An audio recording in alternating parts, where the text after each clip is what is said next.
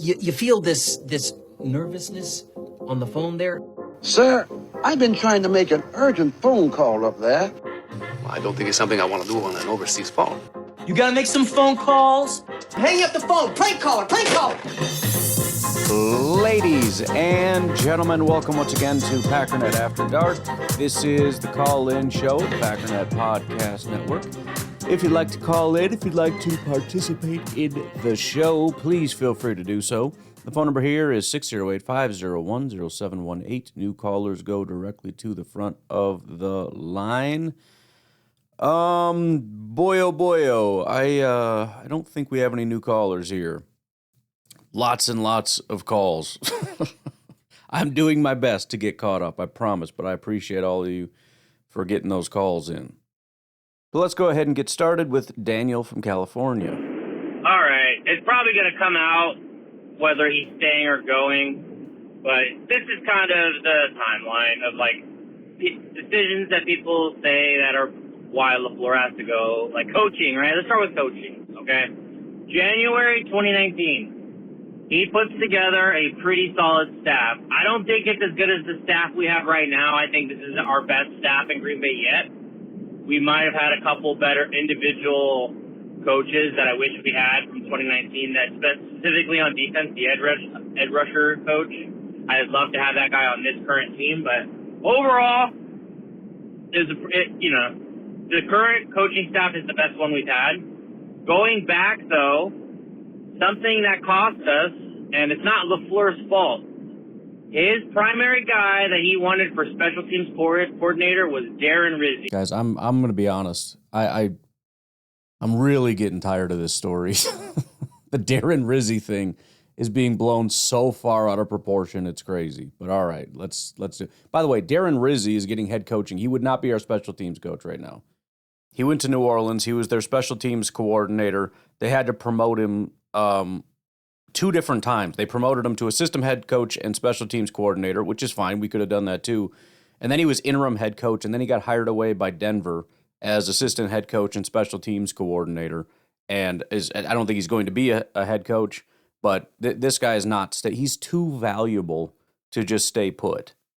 So he already got hired away. And again, well, whatever. I'll let you finish your specific point. But the Darren, this has become like a whole like side quest thing, a whole lore thing behind the, like somebody brought up Darren Rizzi and now everybody's talking about Darren Rizzi.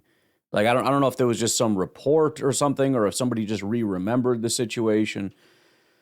But it's like now the whole thing is Matt LaFleur wants this elite staff, and the coaching, the Packers are too cheap and they won't allow him to get anybody. So we're stuck with all these people. I know that's not, again, I'll let you make your specific point, but I think the Darren Rizzi thing's being blown out of proportion. I just do. Now look at what happened. The salary was too high for the Packers. I don't know if it was Gute. I don't know if it was Mark Murphy. We didn't get Darren Rizzi. All right? Going through the season, there's been a couple good things that's happened. We didn't have Devontae against the Cowboys.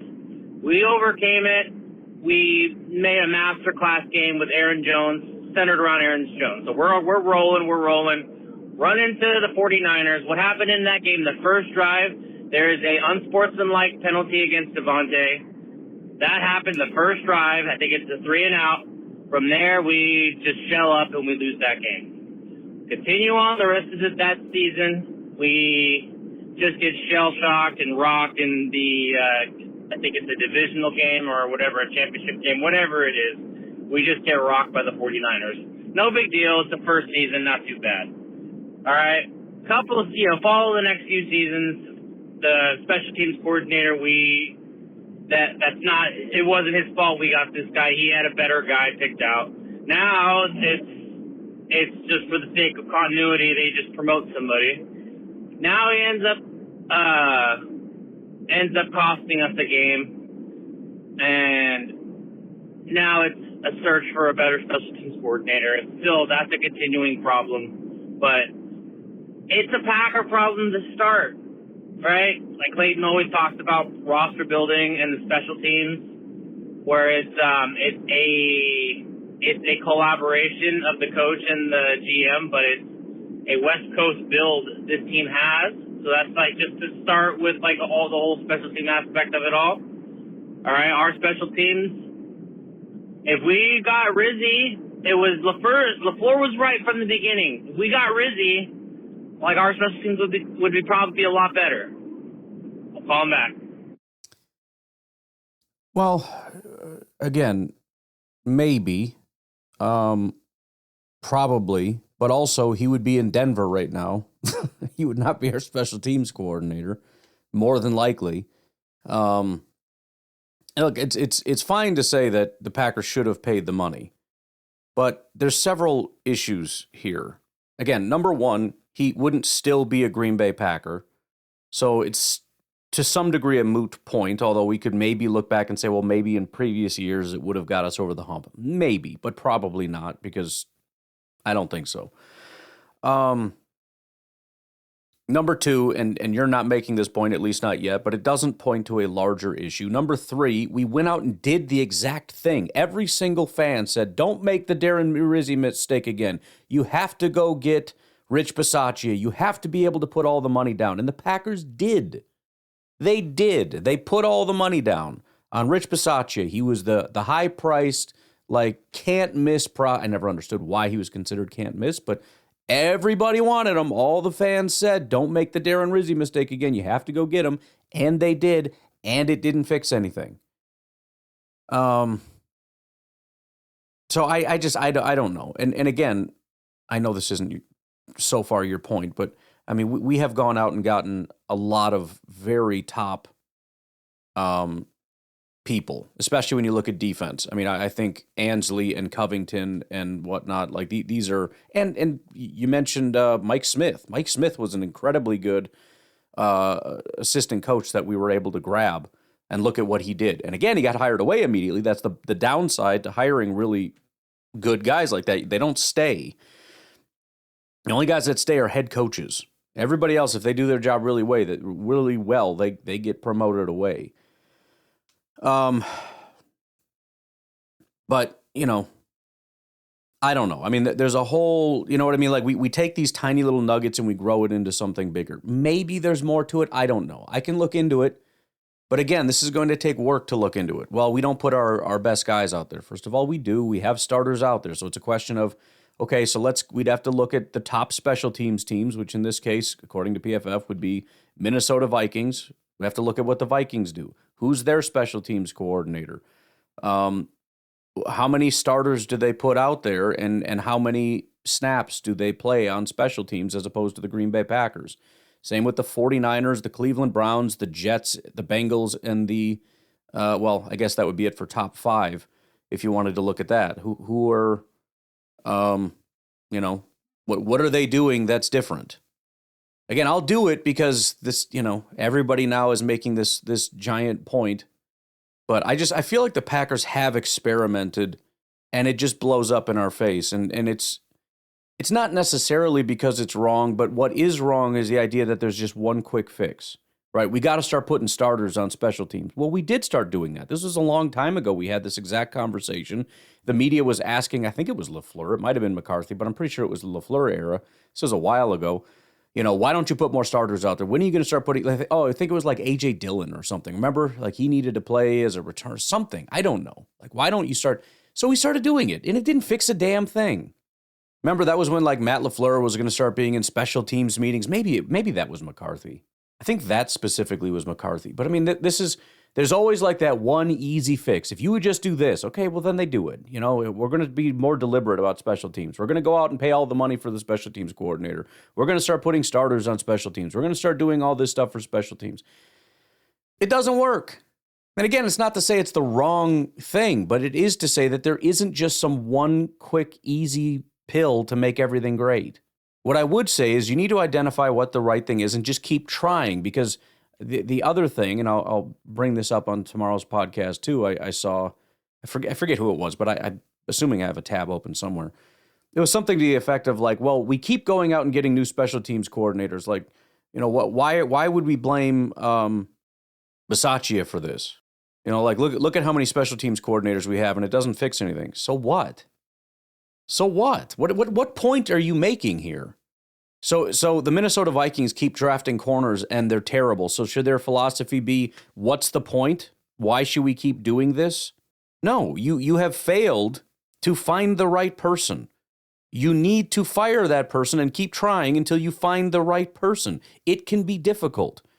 Ask the Jets and the Bears in their quarterback search. I'm sure the Bears would be thrilled with what they have now. Fine, ask the Jets or the Browns. Ask the Browns about their quarterback search. Should the Browns just give up and not do it anymore? Well, what's the point? I mean, it's obviously not the quarterback's fault. We can't blame the quarterback. I mean, look at we keep going and getting new quarterbacks, and that's not fixing it. So it's some kind of a systemic problem with the Browns. No, it's a quarterback problem. It's a weird anomaly that you haven't been able to find a quarterback.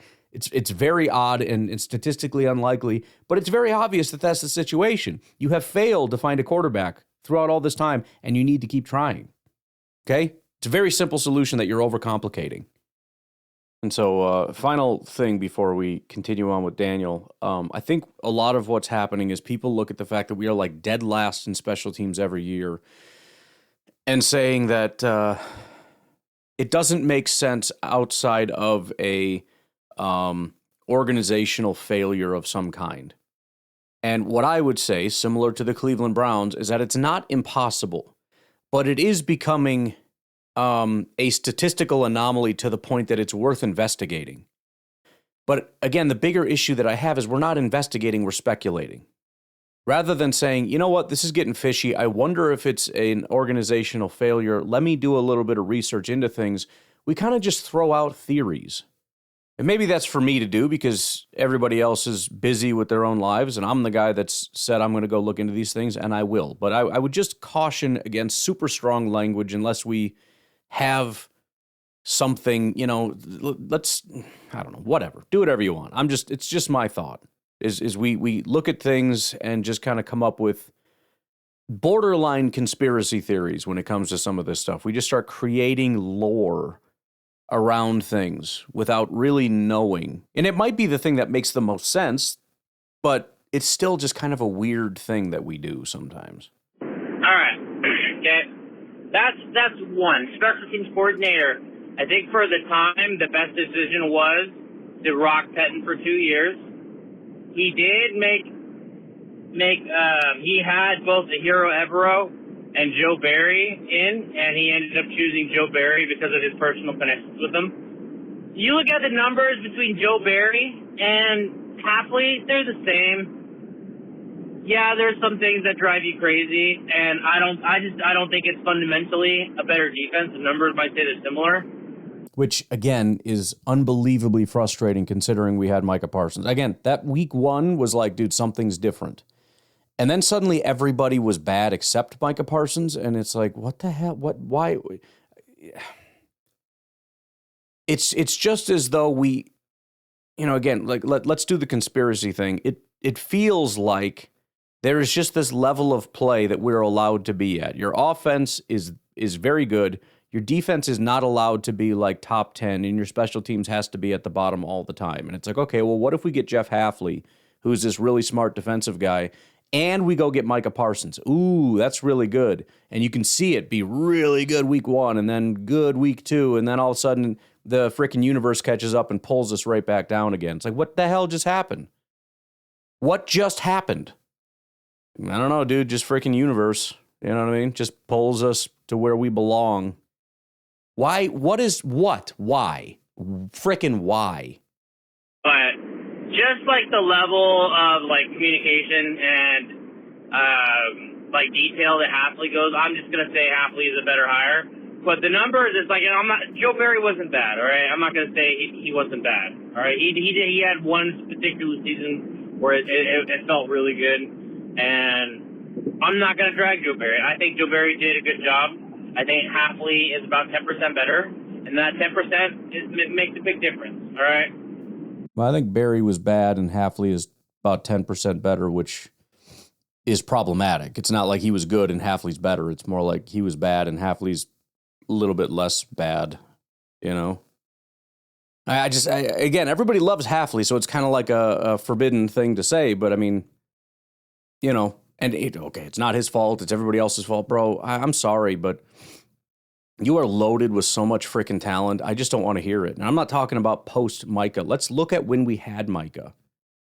You know what I mean? And again, it's not that it was necessarily bad. It's just that the standard goes up so much higher when we go get you a guy like Xavier McKinney, when we draft a guy like Evan Williams, and then Javon Bullard breaks out. When you already have Rashawn, which you can say whatever you want about Rashawn, fine. Why is he playing as poorly as he is then? What is the problem there? Which, by the way, he's still getting tons of pressures, and the run defense is still a factor. And Van Ness is breaking out this year, and Wyatt is breaking out this year, and we're getting you one of the best, if not the best, pass rushers in the entire NFL. What can you do with that? How about like almost-ish top 10? No, F you, bro. This is ridiculous. Enough of this. Enough. Like, this is so stupid. Like, the Cleveland Browns have Myles Garrett and what? And frickin' what? And we got to hear about how they have this elite defense. Elite defense. Because they got one guy. They don't have Xavier McKinney. They have bad corners. Like, what the hell do they have? Who's their other pass rusher? Steelers are elite because they have TJ Watt. I mean, they do have a couple other things, or at least they did. I don't know. But it doesn't take much for other teams to be elite, and some of them have none of those things. They don't have a Micah Parsons, and they still end up having elite defenses. Why does everything on our team have to be perfect before we hold frickin' coaches accountable? Well, you can't expect anything when you don't have that second defensive tackle in there, or when you don't have like that one elite lockdown corner. No, I'm sorry. You don't need every single thing to be frickin' perfect to ask for a top 5 defense one frickin' time. I'm sorry, but if the goal is not a top 5 defense, then getting Micah was a mistake. Forget it. If that barely moves the needle, that was not worth our frickin' time and money and draft picks. Pettin, the second season of Pettin under LaFleur was great. I had no complaints. I think he did a good job. It's just, he had to fall on the sword for the NFC Championship game against the Bucs. It is what it is. But was it 3 seasons? It might have been 3 seasons. Who knows? It's been a long time under LaFleur. But those are the few things that, that how all these things fall, where you're making these choices. People are like, oh, he chose Joe Barry. Joe Barry was wrong. It wasn't wrong, all right? I'm like the guy who's like skeptical on LaFleur right now, and I can't really fault him for any of this stuff. You look at all the playoff losses, all right? 49ers were better. Yes, the next season when we played the Bucs, we were better, but then there's just a lot of calls where I remember there was a call where it was a clear hold on Lazard that they didn't call, but then they got all the calls, so it's just bad luck, right? Unfortunately, bad luck happens. The next year, it's not his fault because he's got, unfortunately, special teams, not his preferred special team coach in there. We get the 49ers, we get a punt blocked, and that's the difference in the game. When we're playing an amazing defense, yes, Rodgers and Devontae are shelling up and not doing what they got to do, but yeah, see, but you can't just gloss over that. You know what I mean? The special teams was a factor. It wasn't the factor. There are a lot of other factors, which include guys who we need to step up, not stepping up. That's important. There's a possibility that it's not even happening, right? And it's just, I don't know, dude. It's the whole thing. It's weird because he made the right choices most of the time, and he's being dragged for a lot of stuff that's just out of his control. So let's just keep Matt LaFleur. Hopefully we did. If we got John Harbaugh, I'm like, I don't know if he's as good as LaFleur did. But yeah, I don't think that would have been smart. Yeah, Harbaugh doesn't make any sense to me. I'd rather have LaFleur than Harbaugh. At least with LaFleur, I know that our offense can stay the way that it is, and I think Harbaugh answers none of the questions that I have about LaFleur. And you look at like Micah Parsons in his locker room clean out or whatever. Like he had made some kind of a comment about it. It's the player's responsibility, and of course it is. Of course it is. It's always the player's responsibility. They're the ones on the football field. But the question comes down to, what is the coach's responsibility? I mean, the coaches, or the players have to take accountability for their actions. But if they're not playing, there's still a question of why. Why? Why not? And again, if the coach has nothing to do with that, then what is the point of having a head coach? Why not have an offensive coordinator and a defensive coordinator that just call plays? What do you need a head coach for? What is the point? We can't just pretend as though, you know, the lack of organization, the lack of discipline, the lack of any of these things is not a reflection of the head coach. And again, I'm speaking as somebody who has been a defender of Matt LaFleur, but we can't just skirt around these issues. Because again, in order to get me back on the LaFleur train, somebody has to answer the questions, not just skirt around them. Not just pretend like, well, that doesn't matter, and this is kind of like, well, don't look over here and kind of tilt your head and squint your eyes this way. No, I need that answer, that question answered. That's a big deal to have a team not show up in the postseason. A time when everybody should be showing up the most, they tend to show up the least, and it's becoming a pattern, and it's team-wide. In a year that the team collapsed all the time and lost a ton of games they should have won because of just complete collapses. And again, I give Micah Parsons credit for being a guy saying it's up to the players to frickin' self-motivate and be a man and do your job. Good on you. You're right. But the other players are not.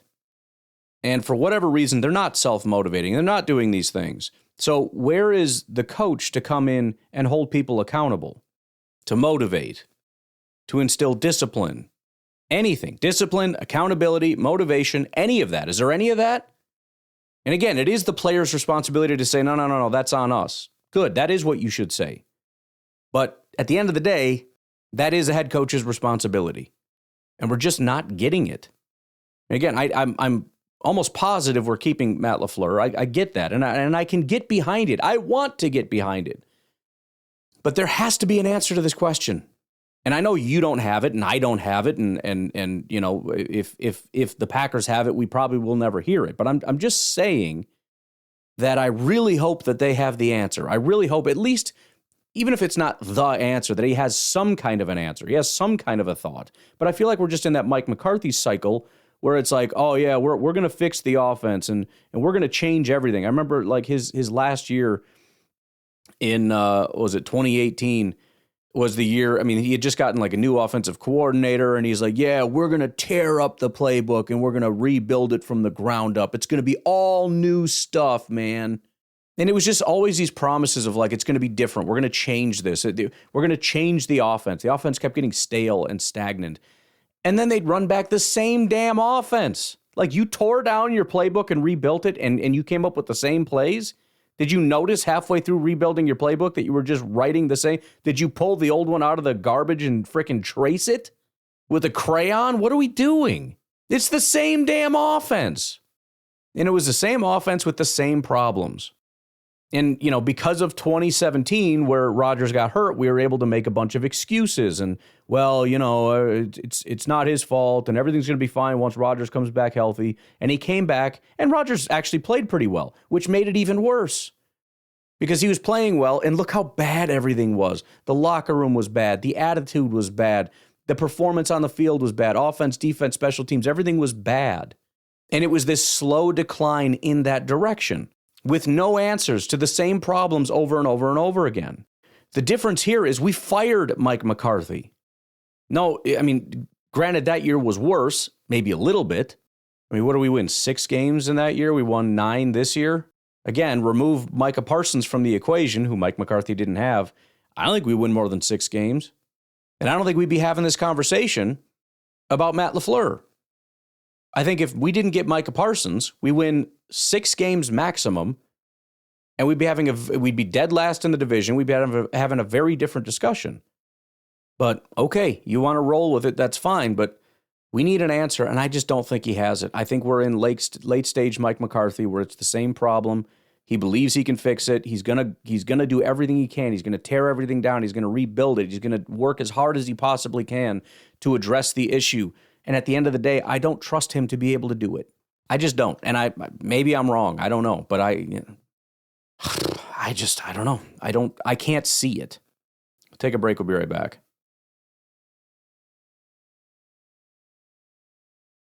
Yeah, just to round it out, dude. All right? Last year, Philly was better than us, and we were injured. 2 years ago. Okay, but did you remember last year when the Eagles played terribly and were just handing the game to us, and the only reason we lost is because we played down even below their level? The Eagles were better than us if you look at what they did in the Super Bowl or the year before or the week before that. They were a freaking powerhouse. But when they played us, they looked like crap. They looked like garbage. And the whole game, they were just trying to give it away to us. And we were like, no, you have it. No, you go. And it was just that same thing back and forth, like what the heck game was it? The Texans game or something, where it was just two teams that looked like they didn't want Texans Steelers, I think. Two teams that looked like they just didn't want to win, just giving the game away to each other. It was bad. If we just showed up in that game, we would have beaten Philly because Philly didn't show up. When we were in San Francisco, I was at that game. Daniel from California, I was at the game. There was a clear grounding call they didn't call on Purdy. It's bad luck. That could have been the difference in the game. They drive down and score, and Jordan unfortunately throws the pick. All right. Tucker dropped a clear catch, and it was intercepted. That's nobody's fault. It's not, unfortunately, it was slightly off thing. Tucker wished it was slightly closer. Jordan wished he got it slightly closer, but it got picked off. It's just all bad luck. So it's just like, are we going to fire a guy over not being listened to and bad luck? So he's great in the regular season. Well, again, not being listened to, we're talking about one time. We can't know that we can just extrapolate that out over everybody else. Also, in that San Francisco game 2 years ago, it wasn't just penalties. Jordan Love threw for 194 yards, 5.7 yards per attempt, 2 touchdowns, 2 interceptions, and had a 53.4 passing grade. It was his second worst game of the entire year. Week 5 was the only game where he played worse. That's problematic. And it's not just the refs missing calls. Christian Watson had his worst game since week 10. Jaden Reed, the last 2 weeks in the postseason, had bad games. Despite the last 3 weeks prior, he was playing like a freaking dynamo. But as soon as we get into the postseason, he fell off. Same exact thing for Tucker Kraft. He was a freak basically from week 11 through week 18. As soon as the playoffs show up, he had a 47 and 57 receiving grades. Aaron Jones had a 56 receiving grade in that game. He also had, as far as his grade, his worst rushing grade since week 15. If you look at the offensive line, Rasheed Walker with a 63 pass blocking grade, Elton Jenkins with a 46 pass blocking grade. That was his lowest of the entire year. That was his worst game of the year. Josh Myers showed up at least as far as pass blocking, but then John Runyon had a 38 pass blocking grade. That was one of his worst games of the year. Zach Tom had a 53 pass blocking grade. His 3 worst games, 2 of them were in the postseason. Dallas was a 50, San Francisco was a 53. He only had 1 game worse in the entire regular season than both of his postseason performances as a pass blocker. And we had 2 people on defense with a 70 grade or higher. We can make it 3 with Jair being at a 69.8. But it was Kenny Clark at a 79 and then Carl Brooks, who was not even a starter. So essentially we had 1 starter with a 70 grade or higher, and it was Kenny Clark, and that's it on our entire defense. So, yeah, I mean, the defense, or the refs screwed us on some calls. There's no doubt about it. The team didn't show up. Who showed up? Who was the big superstar? I mean, Romeo Doubs had a good day, according to his grade, right? Musgrave. Like, it's not what you need to win the game. Where's our damn quarterback? Offensive line, running back. Our top receivers, Watson and Reed and Tucker. Where's Rashawn and Devondre and Preston and some of these guys are a little younger, like Van Ness and Wyatt. I'm pretty sure they were not helpful at the time anyways, but they didn't show up either. Valentine, who's pretty solid as a rookie, didn't show up in this game. Rashawn did have 4 pressures, but his run defense was a 53, his tackling was a 43, and his pass rush grade was a 63. This team, based on performance, did not deserve to win. It just didn't. On the flip side, they had Chase Young at kind of that 50-50, 69 grade. Lenoir, their starting corner, at a 76. Fred Warner at a 79. Javon Kinlaw at an 83. And Dre Greenlaw at a 90. We just need our frickin' team to show up, man. A couple of the divisional things drive me crazy. I hate Ben Johnson. Yes. I want LaFleur to go and step on Ben Johnson's throat. I want to go. That'd be nice. Destroy those guys, all right? So let's just freaking do it. This is redemption off season. This is like, hey, this is all the marbles. This is like, if you don't win a Super Bowl, it's over. And I'm okay. And we like LaFleur, but honestly, that's okay. We can do. I think this is it. I think that's the best approach. Even give him his 1-year extension, but just like, hey, dude, giving you your extension. This is your guaranteed money for this year. If you don't win, it's over. And this is it. We're going to give you everything we could possibly do. If you need something specific, let me know, and we're going to do it. We're going to give you everything you need. And if it doesn't happen, it doesn't happen. Go Pack, go. Yeah, I mean, we'll see. I mean, every year, like I said, is different. Every year has different challenges, and I'm not going to pretend it's impossible that Matt LaFleur can kind of get this together, and hopefully, if he needs help in the coaching staff, he gets that help. I don't know. I don't know what to do in this situation. And obviously, getting a new coach isn't an automatic fix either. It's not really the point. It's just kind of a question of, at some point you have to make that very scary leap. It was scary to get rid of Mike McCarthy because we might go down a terrible path, and that's when we got Matt LaFleur, and it was really scary. And then we won a bunch of games and went to the playoffs, and it's like, well, this is cool. I guess we're not super terrible, right? And same with the new GM. Like, that's scary. What if this guy freaking sucks? And some pretty good stuff happened. Like, okay, I think we're good.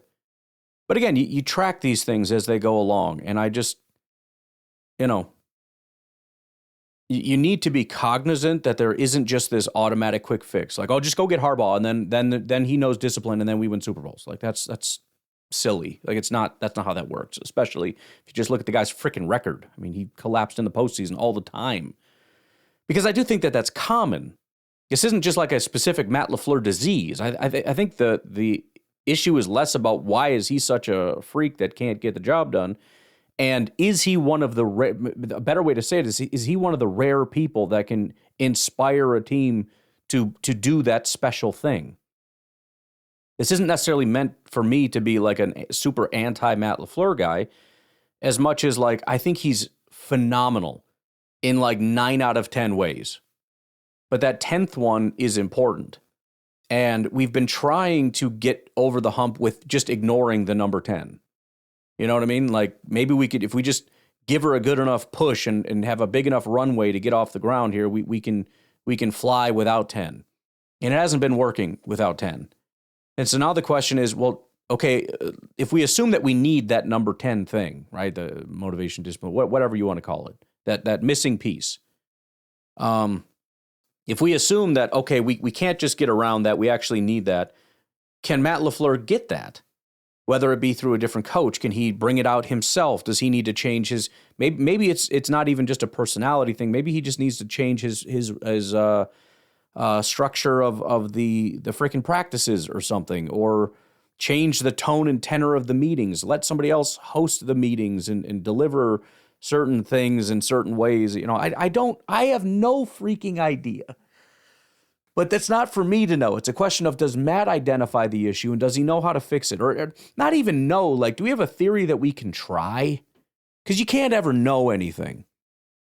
But can you at least identify the problem and then say, here is my plan to address it? My fear being that this has happened every year up to this point, and it doesn't really matter. I don't know. And honestly, Well, I don't know, man. I part of me thinks that they don't really address it because I think Matt LaFleur probably sees it as just silly. You know what I mean? Which I think is maybe part of the problem. I think I probably would have seen it mostly as silly, as little as, 5 months ago or something. Mostly silly. This sort of rah-rah motivation thing, which I'm not even saying is necessarily the point. I don't know what that piece is. But again, I think Matt would mostly look at it and be like, I don't know, dude, guys didn't show up and they just got to start showing up. They got to do their job. But at some point, you got to acknowledge that there is a component here. And again, I think you can look at the very few teams who have continued success, not just in the regular season, but in the postseason. And it's interesting how it's always just kind of the same group of people. It's a very small group also, right? Again, it's not like it's a Matt LaFleur failure as much as it's a rare trait that guys like Andy Reid and Bill Belichick have. And it's scary to get rid of a guy that has, 9 out of 10 traits, is an elite offensive mind that is loved by his locker room and all that stuff, to go out in search of unicorns. 100%. That's a scary thing. And it's definitely easier to be like, you know what? The odds of us finding a unicorn are very small.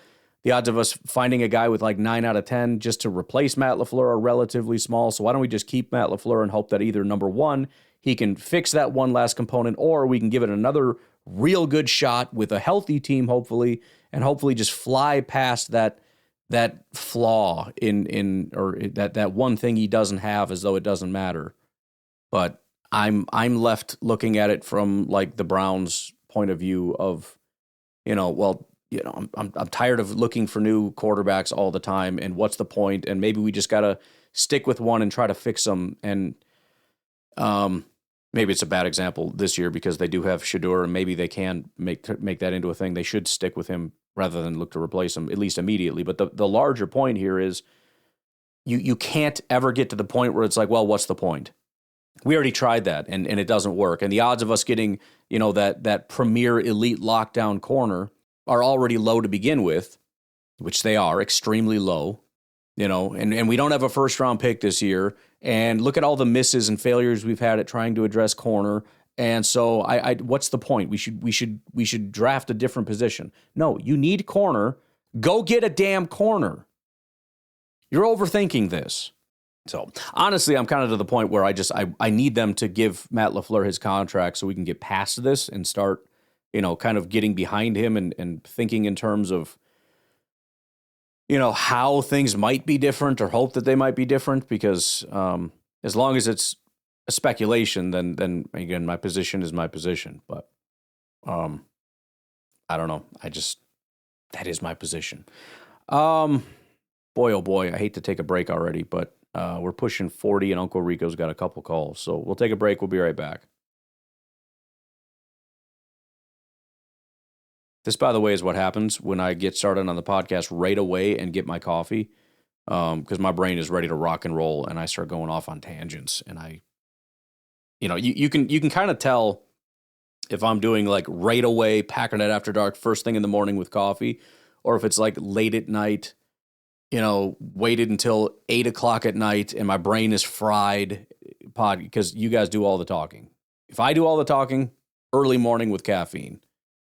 You guys do all the talking. It's 8 o'clock at night, and I'm sucking on caffeine just to try to keep my eyes open. Uncle Rico.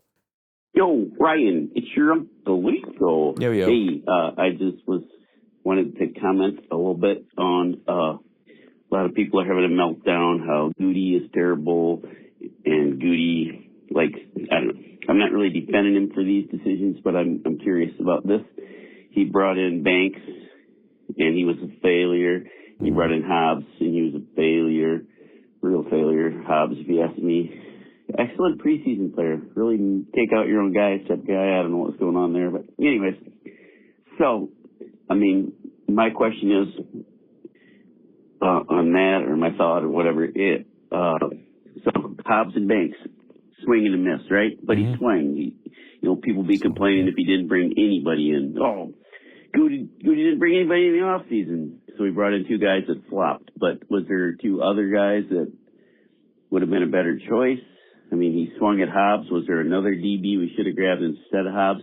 Yeah, I'm entirely unmoved by the, he's such a failure because of that, partially because of what you're saying. As I've said, it was a terrible year. We needed somebody, and there was nobody. So at least acknowledge that first. I still think that you made the wrong decisions because you overpaid. If you wanted to go get people that were like mediocre, then pay mediocre guys mediocre money. Those options were available. So it was still a mistake. But he has such an unbelievably good track record in free agency. Just go back 1 year prior and then 1 year prior to that. Are you freaking kidding me? What he's added through free agency? And we're going to sit here and talk about Banks and Hobbs in a year in which there was nobody that we could have added. Oh, and then, by the way, he went and got Micah Parsons. Bro, shut your stupid mouth hole. Good Lord. And I'm not saying there was or wasn't. This is a question. Swing and a miss. You don't get anywhere by not swinging, that's for sure. And I get it, it didn't work out, but should he have been swinging at a different pitch? I mean, was there somebody else that he burned up his swings on? Somebody else he could have taken instead of Hobbs and Banks? That's just my thought, that at least he tried. It didn't work out, right?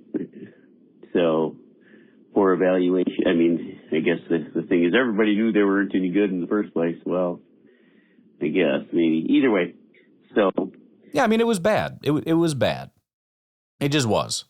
But, again, I mean, if the standard is you have to be perfect to the point where we're going to disregard Josh Jacobs and Xavier McKinney and Micah Parsons, and then dock you Hobbs and Banks, and you end up in the red, in the negative, you're freaking high. I don't mind him trying. Maybe it's the money we gave him. That's the problem. It is for me. Thoughts, comments, whatever. Rico, do I have anything else to say before I got it? I still have a whole minute to go. Yeah.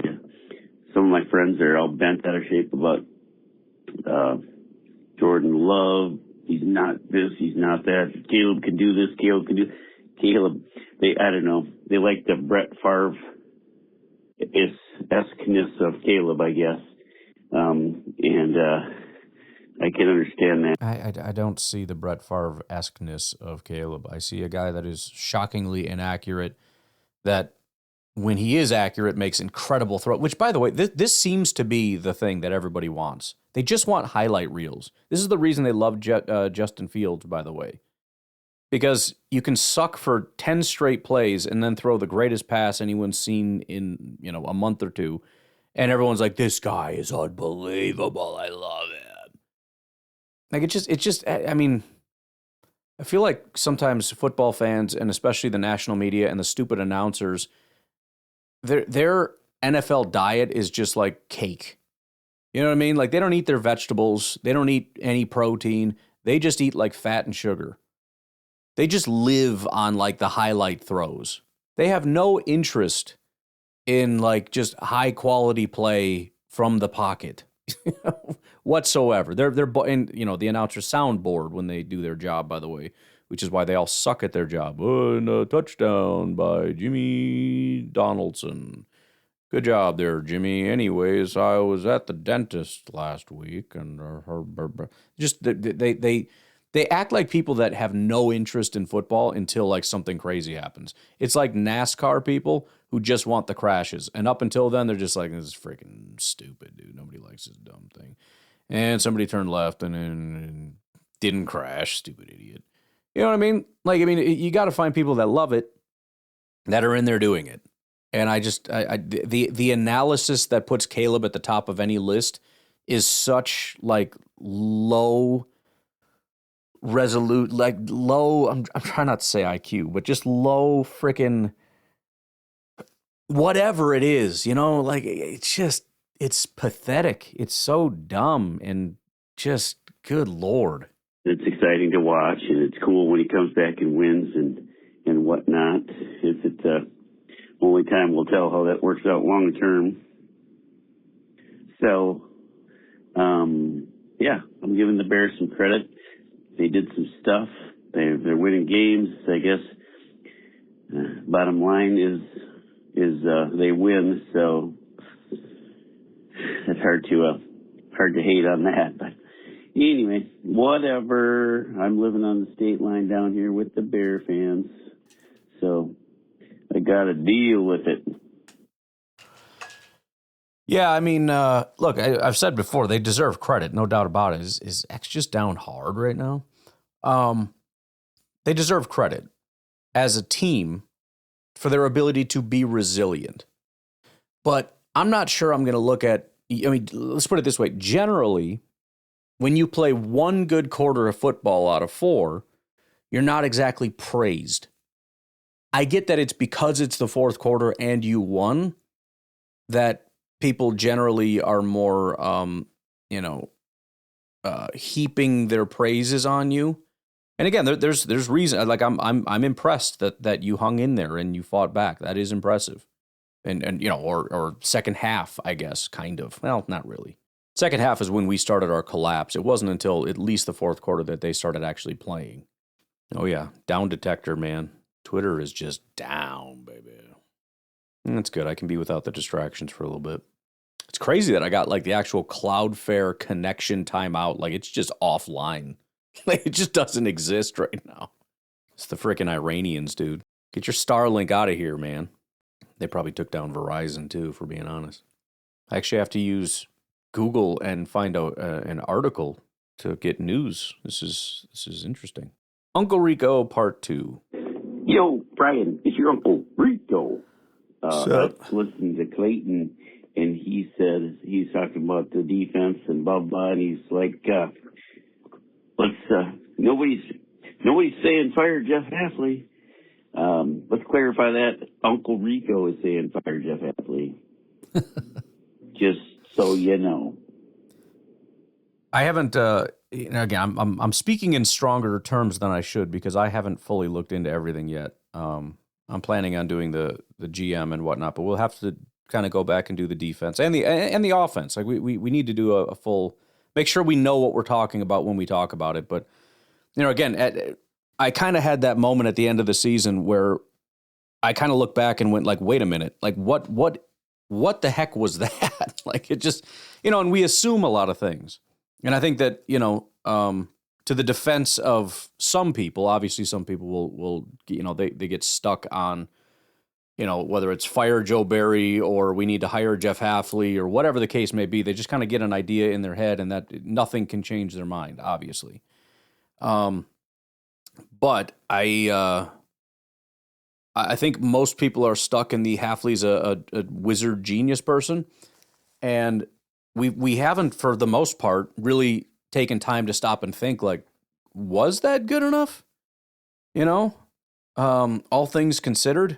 I mean, maybe we were a top 5 defense until we lost Micah. I don't know. And if that's the case, then I will relent on my analysis of this. But I know at one point we were a good defense. But I don't know. And even still, it's hard to look at you lost Micah and now how bad are you allowed to get? Because, I'm sure a lot of guys could have a good defense with Micah Parsons on it. If you're a bottom 10 defense without him, even when you have, Van Ness and Rashawn and whoever else was there whenever they were there. I know people, Wyatt was gone and Van Ness was gone for a lot of time and whatever, but I don't know. I think nobody should be above scrutiny. Let's put it that way. Nobody should be above scrutiny. And so, should we fire Hafley? I mean, I don't think it's going to matter because he's probably going to get hired away and we're going to have to find a new DC. But I'm wondering if at the end of that, I'm going to be less upset than I thought I would be that he got hired away. You know what I mean? We'll see if he gets hired away. Oh, Twitter's back.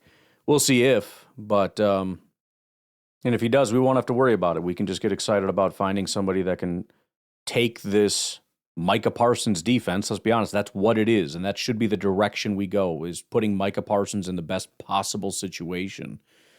and finding the right defensive coordinator to do that. You know, if we need to go back to a 3-4, then we're a 3-4. If Micah's a good 4-3 guy, then we're 4-3. If we need frickin' the best argument you can make to hire Flores as our head coach would be because that would give us the best opportunity to take advantage of Micah Parsons. Not saying I want that or that's the reality, because I don't think it is, but I'm just saying that should be the sole focus of this situation, because we have Micah for however many years. Now, it would suck if we do that and he comes back and he's not the same, but I don't care. If that's the problem, then we're screwed either way, so whatever. Play. Oh my goodness, what is going on right now?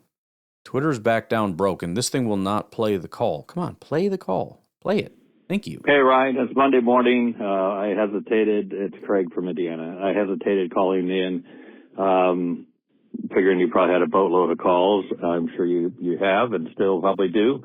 Correct. But I also wanted to spend a little time not being too reactive to the game. Like others, I have not been a fire Matt LaFleur person, but this game, and not to react to this one game, but I think it's just indicative of what we've seen with him through much of his tenure. I think he is a very good offensive coordinator. I don't think he's a very good head coach. And sometimes I've heard people argue, well, no, you can't say that. We don't know if he's a good leader or not, but, you know, good leaders typically understand how to manage the overall game better. I think he does a poor job of clock management, of challenges, of leveraging his players. I think on too many occasions we've made bad hiring decisions. We've held on to people too long. I think we've come out flat on a lot of games. I think we don't make adjustments effectively, even though I've heard that, hey, halftime adjustments aren't a thing. Other teams certainly seem to do that to us. They seem to adjust pretty well at halftime, and we just don't respond. It just doesn't seem to have an ability to react to the situation that's going on at the time. I do think there's an element of motivation that's needed and accountability that's needed, and I haven't seen evidence of that. And, you know, again, I just don't get confidence after press conferences, after a loss. It's always, let's just look at the tape and we're going to learn and go back. And we've said that for 5 games in a row. And I think it's just time for a change. You know, it's you got to be more than just a good play caller. That's what an offensive coordinator does. Not, you know, that's not the only the job of the head coach. So I just think it's probably time both for Matt and for us to move on. I'm sure he'll land somewhere else, and maybe a different environment will be better for him. But I just don't see how you get the locker room fired up about him coming back after this season. Right. I think, and I know the fans are going to feel that way. Is why should we feel confident that this man can bring us to the Super Bowl? So I don't know. That's my thoughts, and obviously, I'm sure I'm going to hear yours even before I hear this on the air. But I'm going to continue to. Let's see here. Let me interject here just before we get to part 2. So, I do think that that's an important variable. And again, a lot of this you can look at and say that's unfair to Matt LaFleur. And I think, yeah, it probably is. But perception does matter, even if it's incorrect. Even if this isn't Matt LaFleur's fault. If the team feels, as we heard with Quay Walker, like there's just something wrong with this team. I don't know what it is. You know what I mean? That's not belief. That's not what you get from like a Dan Campbell, Ben Johnson teams, this sort of like, I don't know, we're cursed mentality. It's a belief over everything. It's this sort of delusional belief in that we can do everything. Whether it's fair or unfair, the player's perception of the situation, and to some degree, potentially even the media and the fans' perspective, because that's going to affect the players, whether we want to believe it does or not. They're on social media. They see all this. Oh, they're not actually that good, and they don't believe, and Matt LaFleur can't get it done, and all that stuff. If the players start allowing that to affect their belief, I mean, this is another thing that's a new coach can spark something, even because it's fake for a little while, and it's kind of a fake it till you make it thing. You fake it, and then you're really, really good, and then the fake belief becomes real belief, and the real belief becomes real production, which turns into more belief, which turns into more production. It becomes an upward spiral, as opposed to what is feeling like a downward spiral at the moment.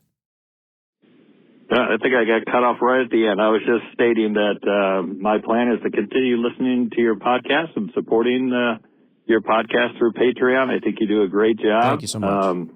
I'm sure when seasons come to an end, it is a little challenging for folks in your business, but I just encourage other listeners to listen to Ryan throughout the whole year. Gives great insights on off-season things, such as the draft and what's going on in camp and other changes that I'm sure are going to happen at the coaching level and things that are going on in the rest of the NFL. So, Ryan, keep it up. I'm sure it'll be a bit challenging, but I value what you bring to the work that you do. Take care. Bye. Well, thank you. I really, really do appreciate that. I appreciate everybody that supports in any way that they can. I know, again, $1 a month for most people is certainly swingable, but for some people, there are certain times in my life, like nowish, where you're just in cutting mode, and adding anything is impossible. It's just not possible. And I understand that. And so what I would say is that if you did want to support the show, the best thing you could do, number one, call in. Love to get your voice out there and continue this. We're getting new callers. A lot of things that happen at the peak season are happening in the off season, and that's encouraging. It also creates a snowball effect. I think there's a lot of new callers that are kind of iffy on it, and then when you get new callers, they're like, yeah, all right, I'll jump in there. So get your calls in, even if you haven't called in before. And then the other two big things are listen, as often as you possibly can. If you have the option to do like an auto download for this podcast, just do it. That way, if you slip into a coma, your phone will just continue downloading my podcast. I'm just saying. And then share. You know what I mean? Just, any Packer fans or whatever, you got your family in the car, see if you can spread the good word. So that would be greatly appreciated. All righty. I think we're going to stop there. I didn't get through nearly as many calls as I should have because I couldn't shut my frickin' yapper. But we got 3 calls from Goose, and we just don't have a ton of time for that. So I will do my best to rip through a bunch of these calls in faster order, because once the big news breaks, we're going to probably want to start getting out in front, since most of these are going to be coaching calls, and I don't want to skip all these. So let's get out of here. I'll talk to you later. Have a good one. Bye-bye. Title Town.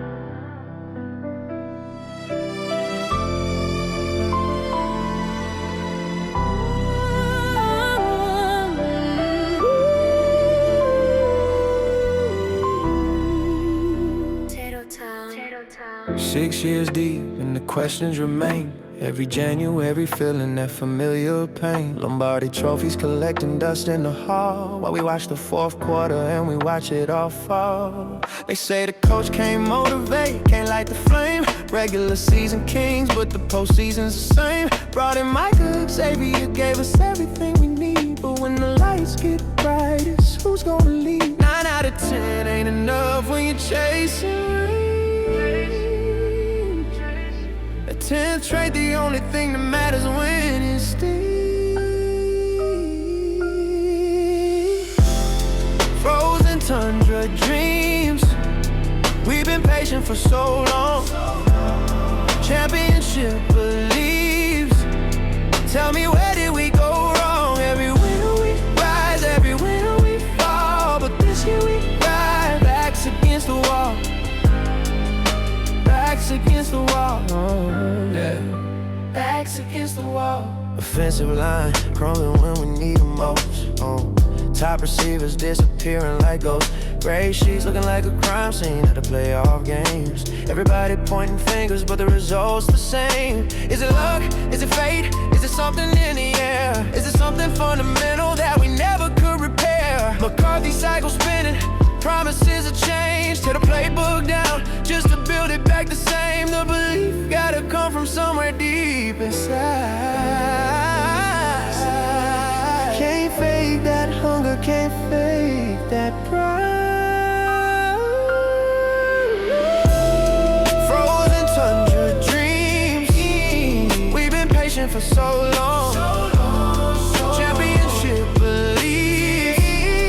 Tell me, where did we go wrong? Every winter we rise, every winter we fall. But this year we ride, backs against the wall.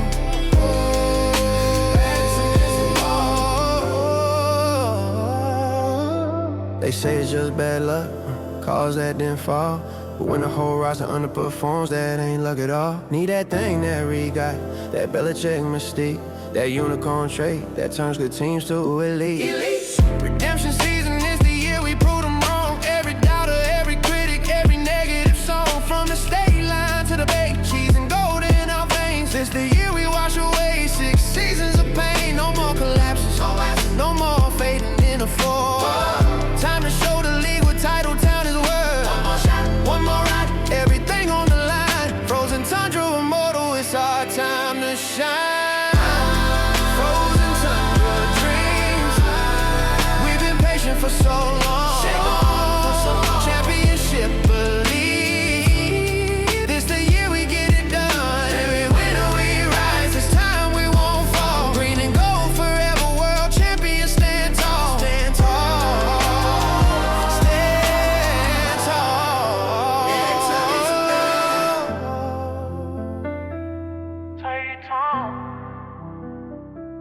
This the one.